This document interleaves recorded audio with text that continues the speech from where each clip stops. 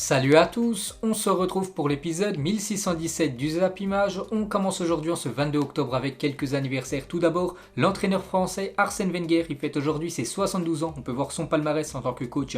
Une Ligue 1 remportée, une Coupe de France, 3 Premières Ligues, 5 Emirates Cup, 7 FA Cup et 7 Community Shield. Un bon anniversaire. Arsène Wenger, il y a aussi le défenseur algérien Aïssa Mondi qui fête aujourd'hui ses 30 ans.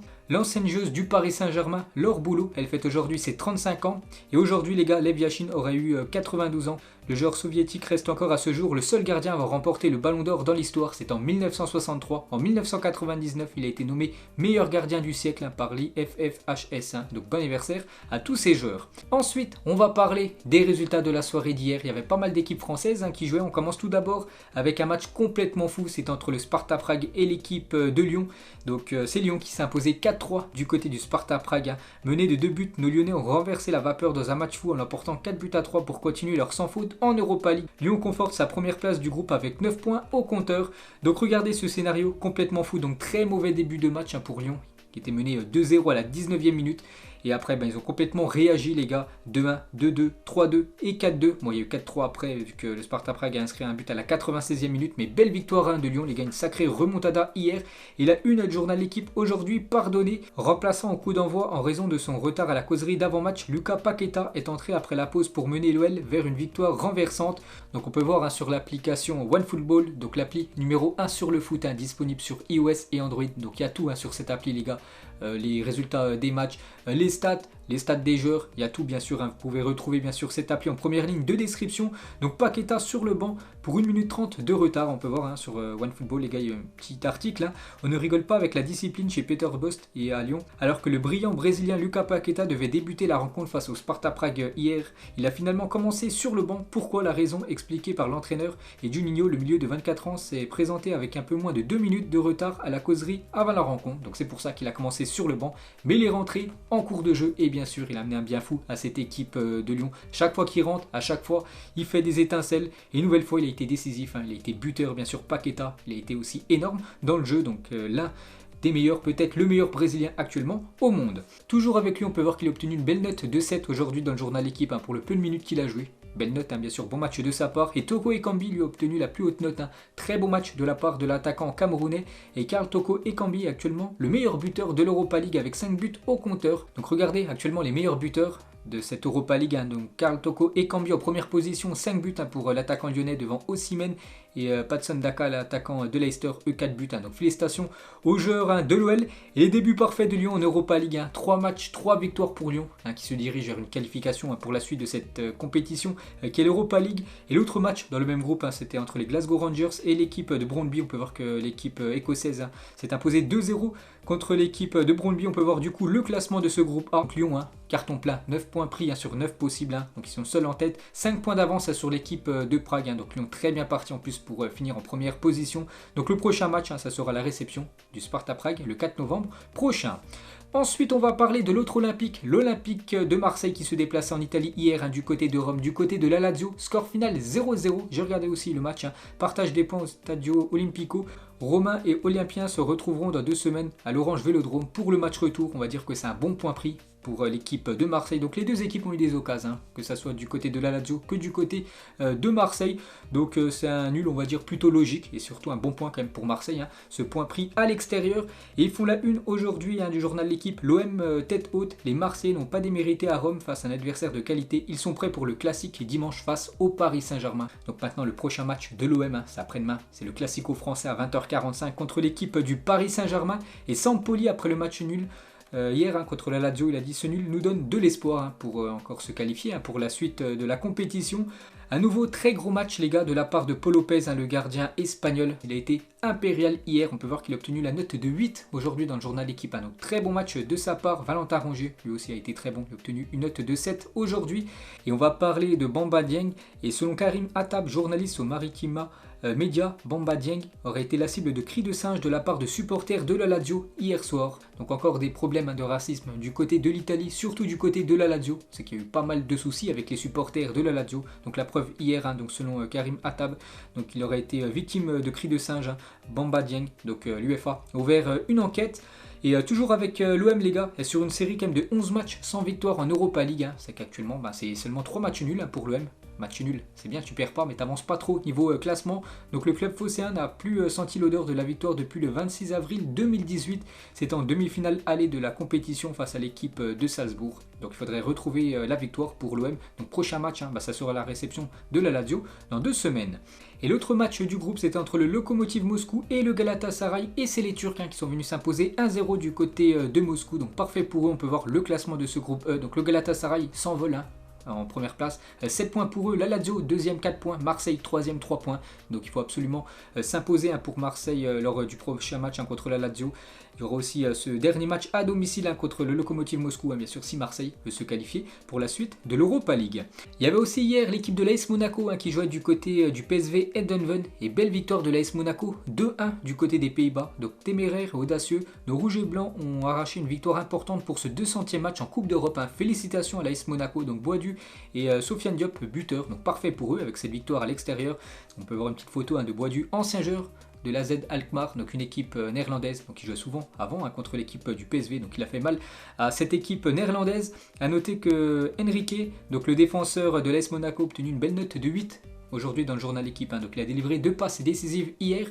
L'autre match dans le même groupe que l'AS Monaco, c'était entre Sturm Graz et l'équipe de la Real Sociedad, et c'est les Espagnols qui se sont imposés 1-0 du côté de l'Autriche. Du coup un petit coup d'œil au classement de ce groupe B, donc l'AS Monaco en tête, donc parfait pour eux, 7 points devant la Real Sociedad 5 points et le PSV 4 points.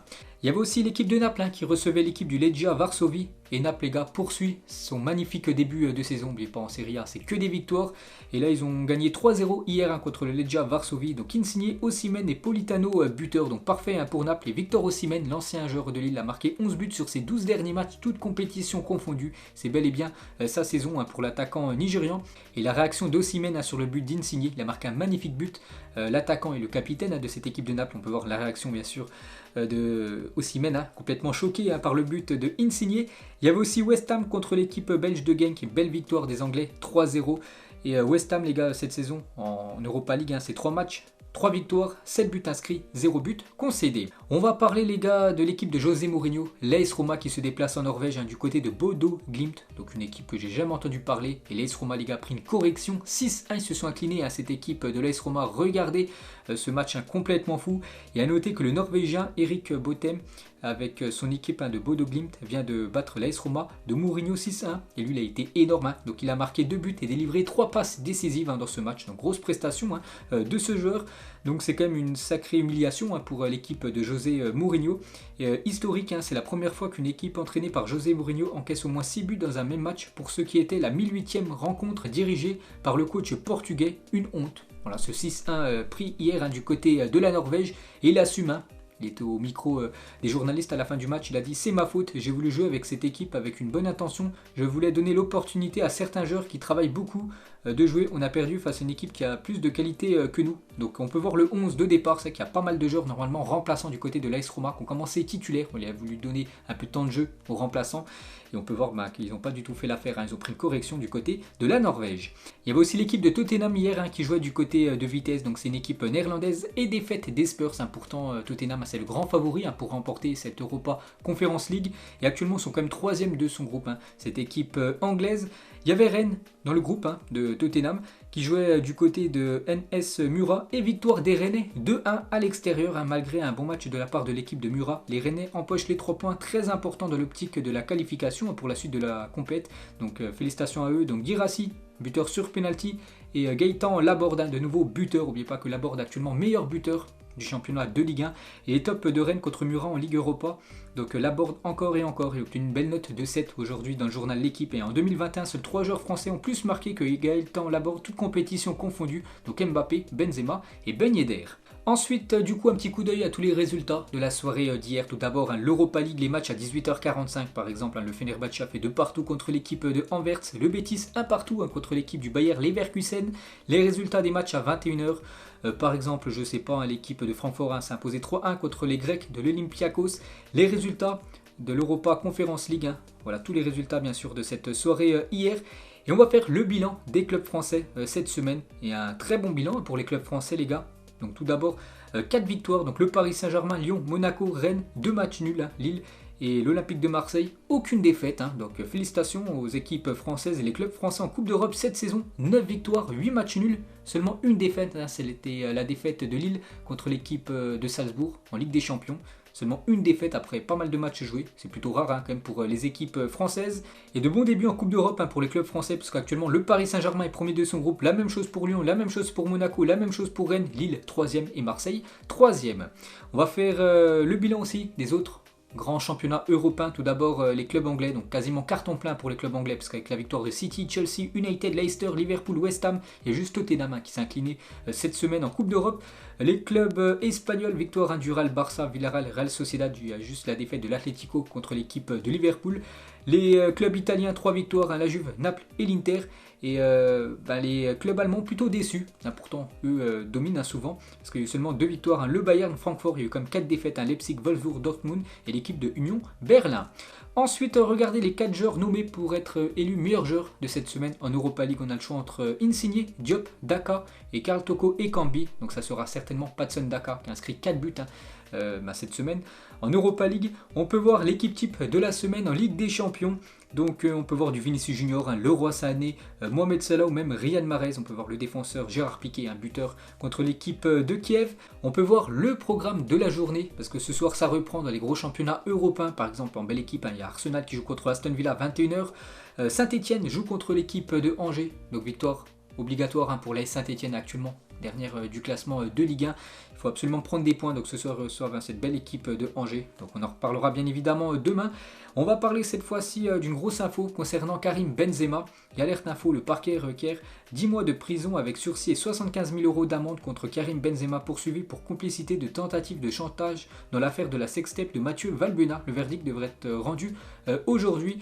Mais voilà, Karim Benzema pourrait prendre 10 mois de prison, avec sursis. Donc voilà, ça m'étonnerait bien sûr qu'il fasse de la prison, mais certainement peut-être une grosse amende de 75 000 €. Donc le verdict sera donné certainement dans l'après-midi. On en reparlera demain. Donc mauvaise nouvelle bien sûr pour l'attaquant français. Vous savez que cette histoire de sextape, on entend ça depuis pas mal d'années. Donc actuellement c'est le procès. Donc c'est imminent bien sûr le verdict. On va parler du meilleur joueur de Ligue 1 et c'est officiel, c'est le Lensois Seko Fofana qui est élu joueur du mois de septembre en Ligue 1. Félicitations à lui, il a été très très bon lors des matchs du Racing Club de Lens lors du dernier mois. On va parler du Classico français à 20h45 après-demain, Marseille contre le Paris Saint-Germain et c'est officiel, le Vélodrome sera à guichet fermé pour ce OM PSG. Donc on attend une sacrée ambiance du côté du Vélodrome. L'autre gros Classico dimanche, c'est le vrai Classico, le Classico espagnol entre le Barça et le Real Madrid. Donc le match commence à 16h15 et le tifo prévu dimanche au Camp Nou pour le Classico. Donc je ne sais pas si le Camp Nou sera à guichet fermé, ça m'étonnerait, mais il devrait y avoir beaucoup de monde du côté du Camp Nou. Et regardez ce magnifique tifo pour ce gros match contre le Real après-demain. Et on peut voir aujourd'hui en Espagne la une du Journal Sport et ça revient sur la prolongation de Ansu Fati. Pour ceux qui ne savent pas, hier Ansu Fati a prolongé jusqu'en 2027 du côté du FC Barcelone. On peut le voir tout content bien sûr. Ansu Fati 10 jusqu'en 2027 avec le président Laporta. Et Ansu Fati l'a dit, la vérité est que je suis très heureux, j'ai réalisé mon rêve. Il a toujours voulu jouer du côté du Barça, il y joue. Et en plus il prolonge son contrat dans son club. Et on peut voir ses parents très heureux. Voilà, félicitations fils. On peut voir le père et la mère de Ansu Fati très heureux bien sûr. Que le fils joue du côté du Barça, surtout qu'il prolonge dans cette belle équipe. Et Ansu Fati gagnera près de 50 millions d'euros bruts au cours des 5 prochaines années avec ce nouveau contrat.